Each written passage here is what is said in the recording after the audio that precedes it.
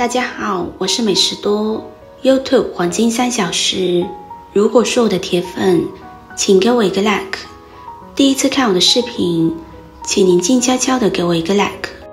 俗话说，女看脚，男看手，就知家中有没有。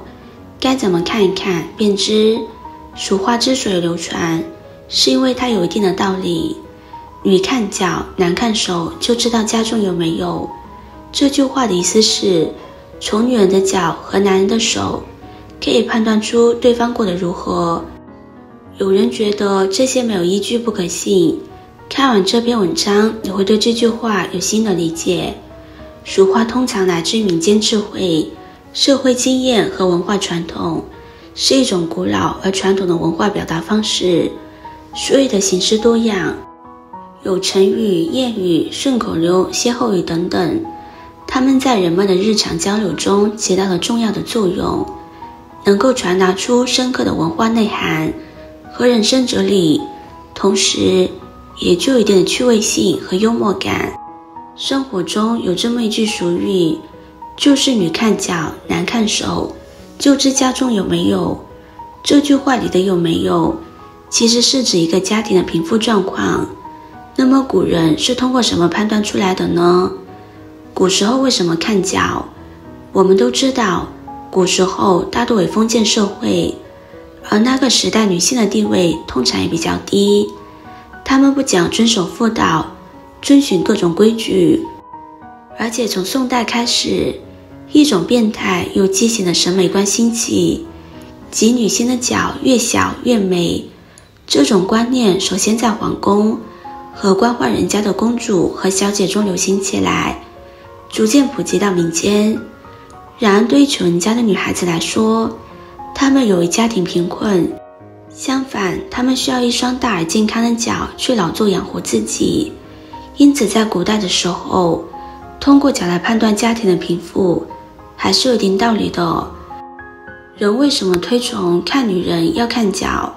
这是因为封建礼仪对女性的束缚，脚不能太大，追求3寸经典的畸形审美，其实是暗含女性是男人的附属品，在家随父，出嫁随夫，最好大门不出，二门不迈。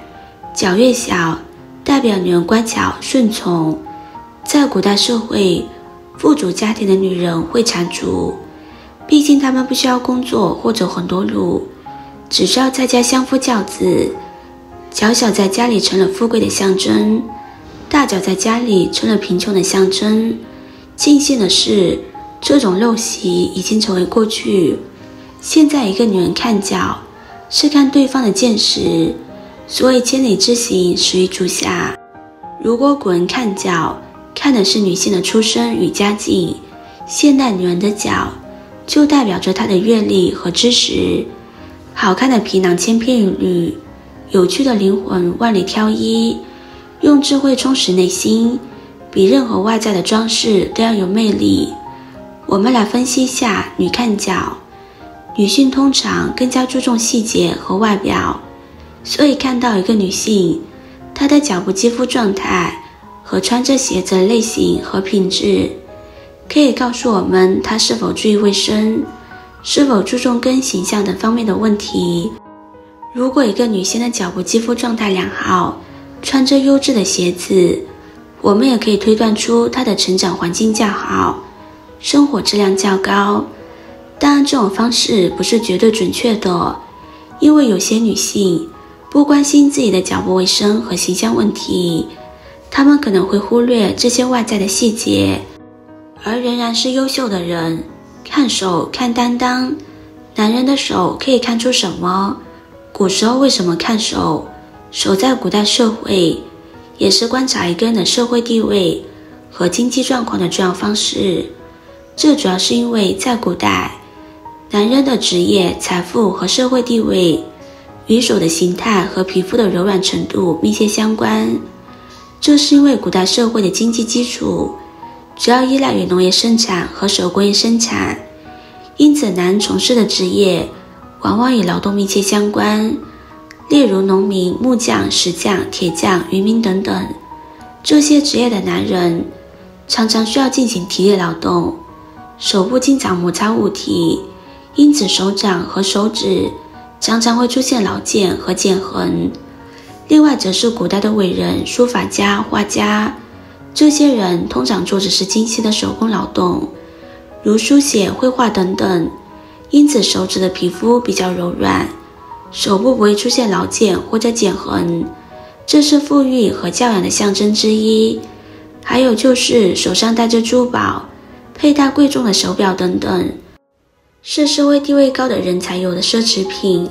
这种手部的装饰也可以成为人们评价他们经济状况和社会地位的依据之一，因此通过手来判断家庭的贫富，在古代时候还是有一定道理的。古人认为男人手越大越是生存能力，手太小注定贫穷，这是因为古代农耕稳住的经济模式，男主外女主内，男人是家里的经济支柱，手越大证明干农活有优势。但现在这种说法已经过时，看一个男人的手看的不是大小，而是对方的上进心。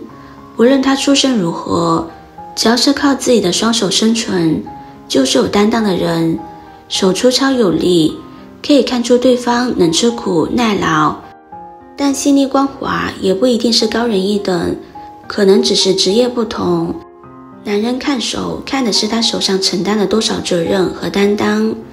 一个男人最大的魅力也不在于他赚了多少钱，名下有多少套房，而在于他做事靠不靠谱，做人能否让人安心，能为家庭担起责任，愿为爱的人付出。那么难看手呢？男性通常更加关注内在素质，如他们的能力、工作经验等方面，但是一个人的手部特征也可以提供一些信息。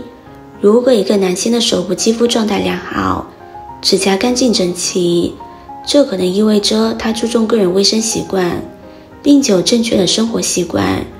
如果手部已经显现年龄较大的特征，那么我们可以推测出他们的生活习惯和工作方式是否是体力劳动者，是否是需要经常使用手部的专业人士。